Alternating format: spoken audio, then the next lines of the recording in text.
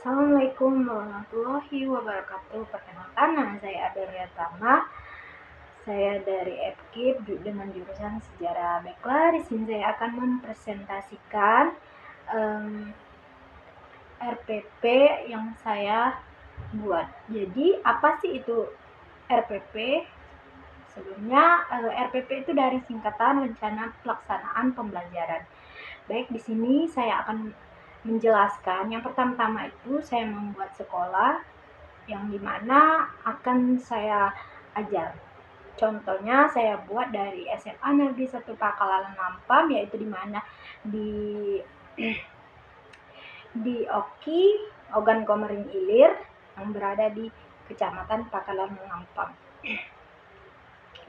Yang pertama itu ada saya buat itu A, kompetensi inti. Jadi, menghayati menganalisis sejarah agama yang dianut, menghayati dan menganalisis perilaku jujur, disiplin, peduli, dan gotong royong, dan saling menghargai.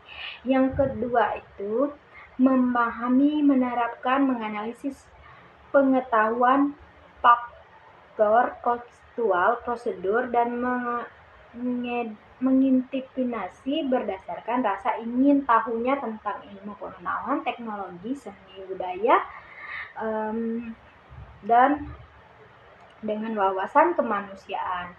Baik, di sini Anda juga mengelola, menalar, menyajikan, dan ranah kontrak dan abstrak terkait dengan pengembangan dari pembelajaran di sekolah secara mandiri, bertindak secara efektif dan kreatif, serta mampu menggunakan metode sesuai keindahan keilmuan. Baik, tadi yang A, ini ada yang B, kompetensi dasar dan indikator pencapaian kompetensi, yaitu ada menganalisis perkembangan kehidupan politik dan ekonomi bangsa Indonesia pada masa Orde Baru. Baik, sebelumnya di sini saya lupa menyebutkan. Di sini saya membuat sekolah SMA Negeri 1 Pakalan Lampam, kelas semester atau itu kelas 12 dan semester genap. Materi pokok yang akan dibahas yaitu kehidupan politik dan ekonomi pada masa Orde Baru. Lokasi itu 4 kali 42 menit, jadi itu 2 pertemuan. Pertemuan pertama, mengidentifikasi informasi dari berbagai kehidupan politik bangsa Indonesia pada masa Orde Baru. Menganalisis hasil identifikasi tentang perkembangan kehidupan politik bangsa perkembangan masa Orde Baru. Menganalisis perkembangan kehidupan politik bangsa Indonesia pada masa Orde Baru. Yang kedua itu mengidentifikasi informasi dari berbagai sumber belajar tentang perkembangan kehidupan ekonomi bangsa Indonesia pada masa Orde Baru. Menguraikan hasil identifikasi tentang perkembangan kehidupan ekonomi bangsa Indonesia pada masa Orde Baru. Menganalisis perkembangan kehidupan ekonomi bangsa Indonesia pada masa Orde Baru. Jadi, melakukan penelitian sederhana tentang perkembangan kehidupan politik dan ekonomi bangsa. Melakukan penelitian terhadap tentang kehidupan politik ekonomi bangsa Indonesia pada masa Orde Baru. Dan menyajikan bentuk laporan tertulis. Jadi, menyajikan hasil penelitian kehidupan politik ekonomi bangsa Orde Baru dengan menggunakan bentuk tertulis. Jadi yang ini ada yang ke C, yaitu tujuan pembelajaran. Setelah mengikuti proses pembelajaran serta didik, diharapkan dapat mengidentifikasi informasi dan buku teks dan internet dengan perkembangan kehidupan politik masa Indonesia pada masa Orde Baru. Melakukan melalui buku teks internet dengan tepat, yaitu menguasai penelitian terhadap tentang kehidupan politik bangsa Indonesia pada masa Orde Baru. melalui diskusi kelompok dengan tepat, menyajikan hasil penelitian tentang kehidupan politik bangsa Indonesia pada masa Orde Baru melalui peserta kelompok, dan bentuk laporan tertulis dengan sungguh-sungguh. Di pertemuan 2, mengidentifikasi informasi dari buku, teks, dan internet tentang perkembangan kehidupan ekonomi bangsa Indonesia pada masa Orde Baru melalui buku teks dan internet dengan tepat. Yang kedua itu menguraikan hasil identifikasi tentang perkembangan kehidupan ekonomi bangsa Indonesia pada masa Orde Baru. Melakukan penelitian sederhana tentang kehidupan ekonomi bangsa Indonesia pada masa Orde Baru melalui diskusi kelompok dengan tepat. Menyajikan hasil penelitian kehidupan ekonomi bangsa Indonesia pada masa Orde Baru melalui peserta kelompok dan bentuk laporan tertulis dengan sungguh-sungguh. Jadi yang kedua itu materi pembelajaran kehidupan politik dan ekonomi pada masa Orde Baru. Yang itu ada metode pembelajaran. Jadi metode pembelajaran yang saya pakai itu adalah pendekatan.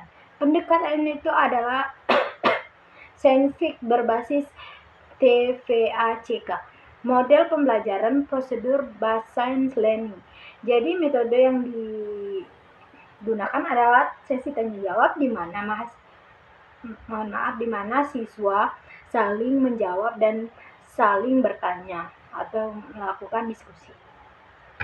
Baik, yang ke itu media pembelajaran, yaitu ada worksheet atau lembar kerja. Yang kedua itu ada lembar penelitian, video atau PPT. Alat-alat yang dibutuhkan atau bahan pengaris, spidol, papan tulis, laptop, infocus. Jadi sumber belajar buku sejarah Indonesia siswa kelas 12 Kependidikan BUN tahun 2018 edisi revisi internet. Yang ke-H itu langkah-langkah pembelajaran. Baik. Di sini ada kegiatan pendahuluan. Jadi, kegiatan pendahuluan yang pertama, guru memberi salam dan menyapa siswa. Yang kedua, peserta didik dan guru berdoa sebelum memulai pelajaran. Jadi yang ketiga, peserta didik guru menyanyikan lagu nasional sebelum melakukan kegiatan pembelajaran. Jadi yang kelima, guru menyampaikan tujuan pembelajaran kepada peserta didik. Apresiasi guru menyampaikan sekilas tentang masa Orde Baru. Motivasi guru menyampaikan manfaat belajar dengan kehidupan nyata saat ini. Baik, di sini setelah adanya pendahuluan, guru akan melakukan itu inti dari pembelajaran. Baik, inti fase pertama, orientasi peserta didik pada masalah. 1. Ditanyakan video tentang gambaran permasalahan dalam materi yang akan dipecahkan. Yang kedua, guru menanyakan PPT, memberi gambar sekilas terkait dengan materi. Yang ketiga, guru mengajukan pertanyaan kepada peserta didik, apa yang ada dalam pikiran kalian setelah melihat video tersebut. Jadi, fase kedua, mengorganisasikan kegiatan. Yang pertama itu mengarahkan peserta didik untuk melakukan kegiatan selanjutnya, yaitu kegiatan diskusi. Dengan membagi kelompok belajar dan meminta peserta didik menemukan informasi dari buku, teks, atau internet yang tepat, guru membagikan LKPD. Peserta didik diskusi berdasarkan identifikasi masalah yang telah disusun oleh guru. Contoh, kelompok 1 itu tentang kebijakan politik dalam negara masa Orde Baru. Kelompok 2 kebijakan tentang luar negeri masa Orde Baru. Kelompok 3 penguatan peran negara masa Orde Baru. Yang kelima itu guru memberi durasi waktu selama 20 menit atau lebih dari 20 menit untuk mengerjakan LKPD. Jadi fase ketiga, membimbing penyelidikan atau pengelolaan informasi, menggunakan sumber ajaran dan manfaat internet, peserta didik mampu mengumpulkan informasi yang membangun identitas mereka sendiri dalam memecahkan masalah. Yang kedua itu peserta didik mendiskusikan pertanyaan, melakukan analisis kelompok. Peserta didik dapat menggunakan bahan ajar sumber internet maupun buku pengajar untuk bahan diskusi. Yang keempat, peserta didik berdiskusi untuk memecahkan atau guru membimbing mengidentifikasi yang telah dilakukan peserta didik saat peserta didik berdiskusi. Guru melakukan penilaian terhadap satu kelompok saat mereka berdiskusi.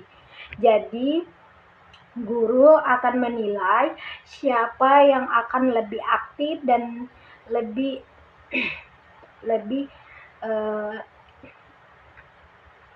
baik. Di sini ada fase keempat, mengembangkan dan menyajikan hasil karya. Yang pertama itu memberi kesempatan kepada kelompok untuk menyajikan hasil diskusi yang telah dibagi oleh guru, sedangkan peserta didik yang lain atau kelompok yang lain menanggapi tentang hasil pembuatan dari kelompok lain, tugas kelompok lain tersebut. Jadi hasil pekerjaan yang sudah dikuasai bersama kemudian disetor untuk mendapat penilaian oleh guru. Fase kelima, menganalisis dan mengevaluasi proses pemecahan masalah. Jadi peserta didik dan guru mengevaluasi hasil penyelidikan melalui diskusi yang telah dilakukan. Guru memberikan reward berupa tepuk tangan kepada peserta didik yang berhasil mengomunikasi hasil penugasan dengan benar dan melakukan penilaian sikap peserta didik dalam pembelajaran. Jadi bukan hanya tugas diskusi, jadi sikap peserta didik juga akan dinilai oleh guru. Di sini ada penutupan. Jika tadi ada inti dan mengevaluasi, ada penutupan. Yang pertama itu peserta didik menyimpulkan hasil pembelajaran yang telah dibahas. Peserta didik diberi kesempatan untuk mengajukan pertanyaan yang masih ada belum jelas dan hasil pembelajaran yang telah dilaksanakan. Jadi mahasiswa akan diberi waktu untuk yang ingin masih atau kurang jelas ingin bertanya. Ketika itu ada peserta didik dan guru melakukan refleksi terhadap hasil pembelajaran pertemuan kali ini.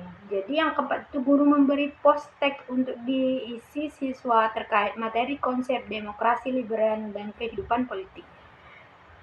Yang kelima, peserta didik menerima informasi tentang materi minggu depan dan diingatkan lagi untuk mempelajari materi tersebut. Peserta didik membaca doa penutup, guru mengucapkan salam dan terima kasih.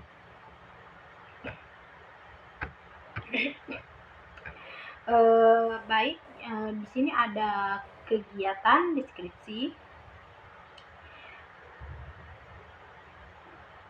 Baik. Yang pertama, guru memberi salam dan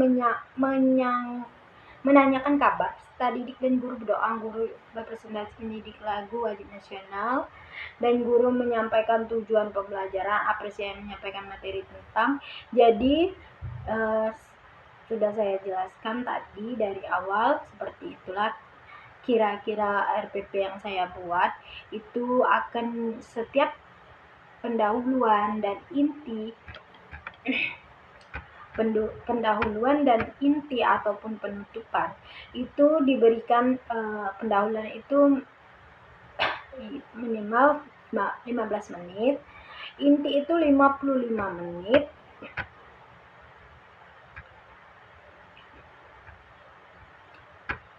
dan penutup 20 menit. Jadi mungkin itu saja penjelasan dari saya. Mungkin ada salah atau kurang jelas, saya mohon maaf kepada Ibu Dina. Kepada Allah saya mohon ampun. Saya akhiri, wabillahi taufiq wal hidayah. Wassalamualaikum warahmatullahi wabarakatuh.